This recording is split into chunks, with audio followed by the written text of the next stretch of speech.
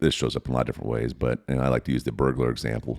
It ain't like if somebody's breaking your house, you can be like, hey, hold on, let me go work out for a while so I can get strong enough to fight you right now. Right. Right? Right. Like you had to be working out for however long. You had to be prepared.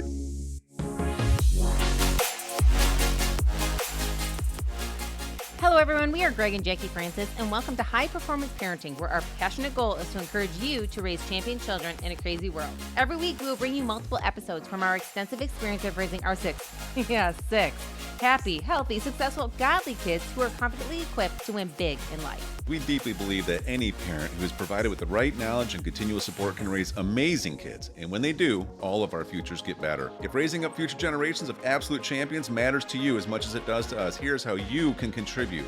Like and share this podcast with everyone you know. And together, let's embrace this journey of raising champion kids in a crazy world. All right, we are back, my love. All right, here we are talking about the power of the right mindset, the power of the right words, the power of the right attitude. Just kind of capitalizing on the fact that it matters in everything we do. And we were just talking a little bit about it with sports. Putting yourself in the best position you possibly can to bring the best out of yourself. I was just thinking as we were kind of transitioning to the next one, it's really interesting because, of course, we know that, I think most people know it with sports. You have to be in the right posture. If you're going to win something, you kind of brought up, have even the right look to you. Don't look defeated when you walk on the court. You know what I mean? And I was thinking about this, and I'm like, it's so true. How many times have we sat there and we see maybe a young kid come on the court, and you can already tell they're intimidated. They're kind of slumped over. They're slowly grabbing, a tennis ball or a basketball, and you're just looking at them like, come on, sweetheart, just straighten up so that you can feel a little more confident, And I thought about this. How many times do we do that in general? Sports is one aspect that we see kind of on a rag, especially with young kids, because they don't even know how important it is. But as adults, I was thinking, how many times do we walk into atmospheres and already look defeated?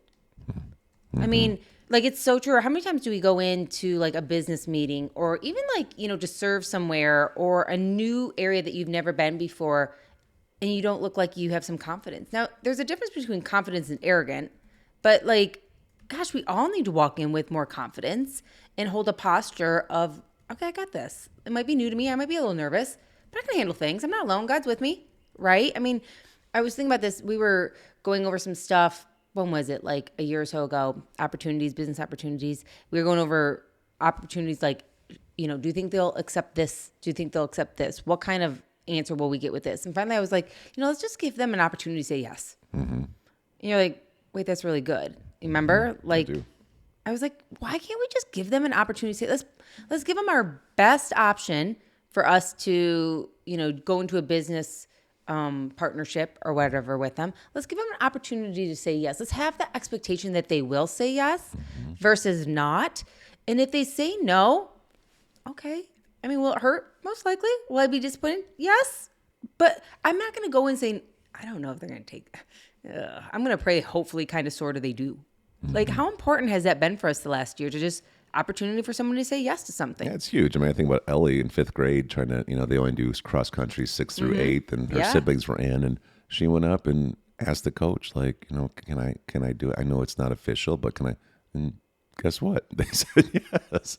And then she became the best runner in 6th grade because of it. She's giving 6th graders a run for their money. And she's a little 5th grader with legs that are I know. I know. It's so wild. But I'll tell you, there's a story that Coach Brad had said when we started practice the second day in a row. Mm-hmm. And he said, all right, before we start, he's like, I want you guys all to just do a quick couple warm-up laps. Just do two quick warm-up laps. And so they all kind of take off. And of course, everybody, I don't know, all of our kids, we've just kind of trained them that, give it your best. Even if it's a warm-up, just let your competitive nature come out and be ahead of everybody. Don't just do what a lot of kids do where they just, are kind of goofing around and messing around. Yeah. And so sure enough, they're all out there and they're all doing laps. And even Abby, she kind of got started late because she was still putting her shoes on. But she's trying to catch up. And Drew's, he's flying. He gets in the mode where he tries to lap somebody. You know what I mean? So silly. And Coach Brad told us this story because one thing he used to do at a certain season was he coached high-level youth baseball, right? He was telling us, he said, I think it's 1 out of 500 little league kids ever make it to the pros. He had a team that 8 out of 11 of them made it. And these are big name people, right? But he said, it was interesting. He said, I wasn't the head coach. I was an assistant. I was helper, but I got around some really good coaching. And one time they brought this one big name coach guy in, and he was going to spend a day to get to know these kids, evaluate them, give them some pointers. They're already starting to kind of recruit for the next level. And this coach came in, and they kind of gave him the floor to take, to do whatever. And he said, okay, boys, I want you to just do two laps for warm up. Okay. And then we'll get started. And I guess the kids go out there and they do 2 laps around the whole baseball field. Right. And they come back and they're standing there, and he goes, okay, thank you. Great to meet you guys. I'll see you later. And he left. And Brad was just like, what just happened? Calls the guy later. He's like, what? Did something happen? Did you get offended by something? He said, I saw exactly what I need to see. He's like, what do you mean? He said, listen, everybody that's going to come through my doors already knows how to play baseball. Everybody. I can tell who's going to make it the next level just by watching how they do warm-up laps. Wow. And he said some of the kids that are in the back, and you could tell it didn't care. They didn't care. Maybe they're just looking a little bit for trying to make this as easy on themselves as they can. Then you have a couple kids who are out there, and you can tell they're focused. They're preparing themselves. They're getting themselves ready. You can see the hunger in their posture and how they act in a warm-up lap. And he said, I already know which 2 kids are going to make the next level. Like, pretty crazy, And so, of course, our kids hear the story. They're like, I don't think I ran hard enough in my warm-up lap. He's like, we're okay here. Okay. But something to think about, though, but for he's sure. just like, I'm just letting you know. He said, when you talk to somebody who's recruiting for the next level, it's really interesting because I talked to another recruiter at one point, and he said, when I go to a game, most people think I'm sitting there watching the skill set of these players. I'm seeing if they actually can hit the ball. I'm seeing how fast they can run. And he said, I'm not. I'm watching how they interact in the dugout. I'm watching how, after they strike out, what do they look like when they walk? How do they walk back to the dugout? I'm watching how they interact, how they respond to their coaches. I'm seeing if they show up early, if they come. I've seen if they're not paying attention and they're running on the field last.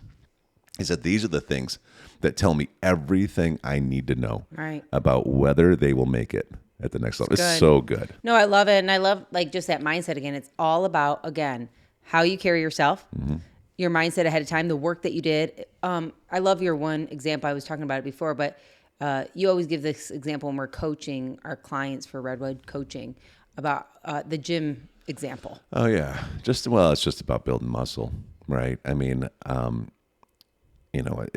this shows up in a lot of different ways, but I like to use the burglar example.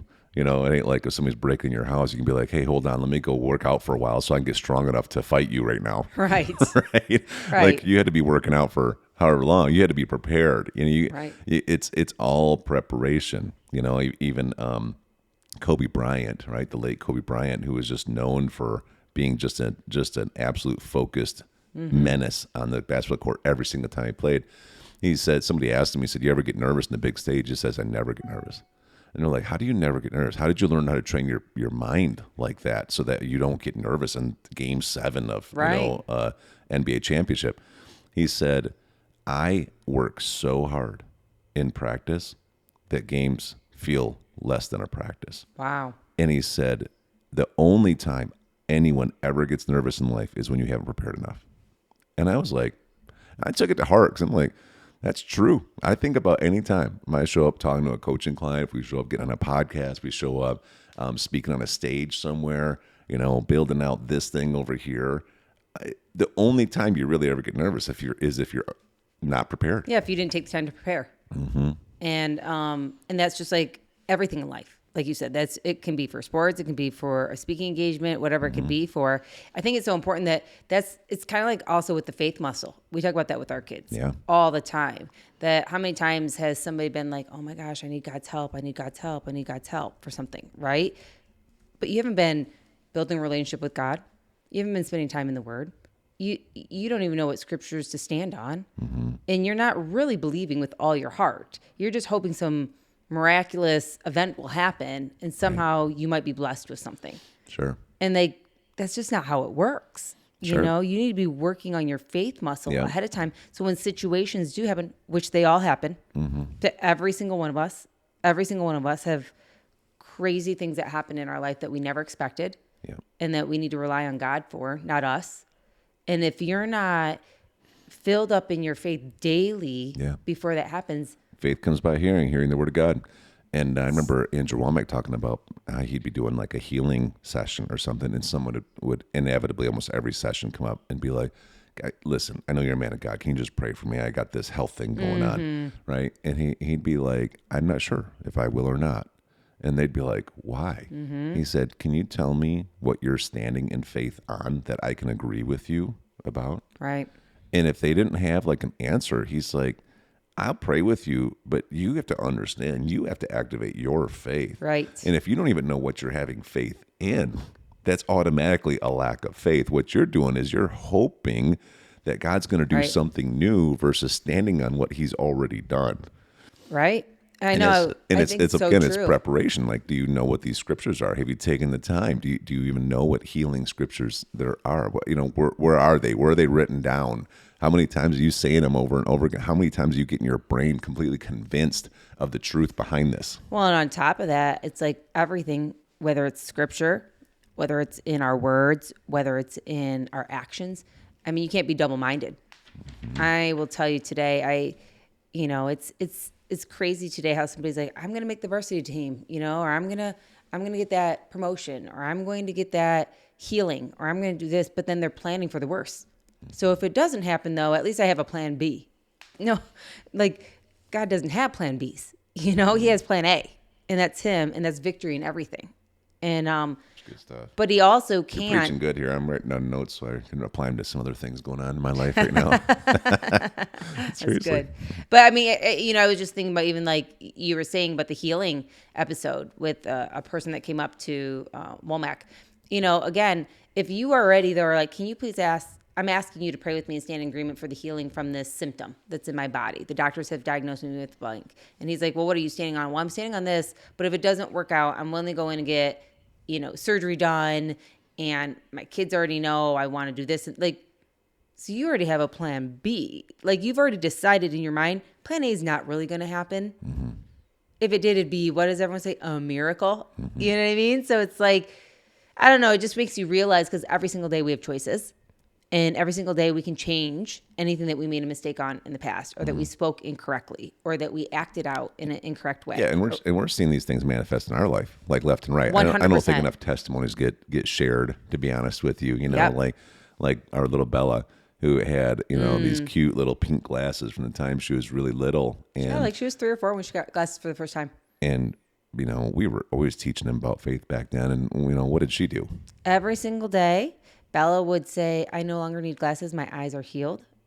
They're fully restored. I see 20/20 plus. Mm-hmm. I am healed in every way. She would say every day, even when we didn't tell her to. Mm-hmm. Like we taught her it, a handful of times, really how to do it. Mm-hmm. She stuck to it her whole entire life.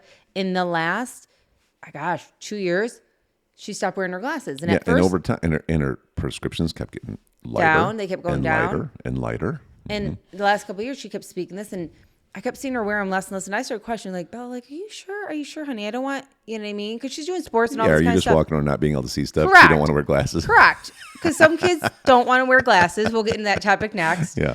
But literally, it was so interesting because I took her to get her eye exam like a year ago, and they're like, these are way too strong for you. Are you having a hard time seeing out of these?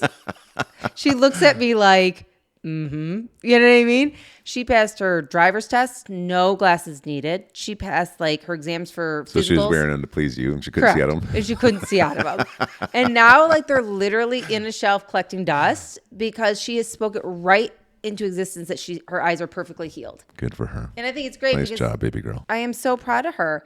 And she's actually now teaching Drews, because we had a scenario where we just kind of noticed, and we never spoke over him that he had perfect healing of eyes. We didn't even know it. We're at a district's basketball game, and I'm sitting in the stands with Drews, and I'm like, what's that team? Because it was just a weird name on their shirts. It's like Oahe or something like this. I didn't understand what it was. I'm like, what? How do you say that? And he's like, their name's like Lexington or something. I'm like, What are you looking at? That's He's rude. like You're squinting. laughing at He's him. squinting. You're so rude. I thought he was kidding at first. I'm like, hey, Joyce, what time is it over there on that clock? He was like, and by the way, Okay. it was a big clock, you know. Well, fast forward, and we'll be speaking too, because Bella's training him up already.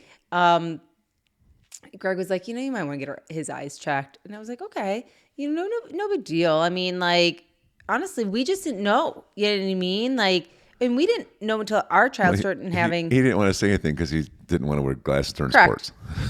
And I get that, which is so funny because we had one child that really wanted glasses. Chrissy's scenario, I'll tell you about that in the next episode. And we have one that doesn't want to wear them. Okay. Yeah. But, I will tell you, actually, we'll get into this to the next one. All right. It's kind of a story. Cliffhanger. Hey everyone, thanks for listening and thanks for your love and support. We hope that today's episode added tremendous value to you and your family. It would mean so much to us if you would partner with us on our mission of helping parents around the globe raise champion children in this crazy world. To do so, simply take a moment to like and share this podcast with everyone in your network. See you next time.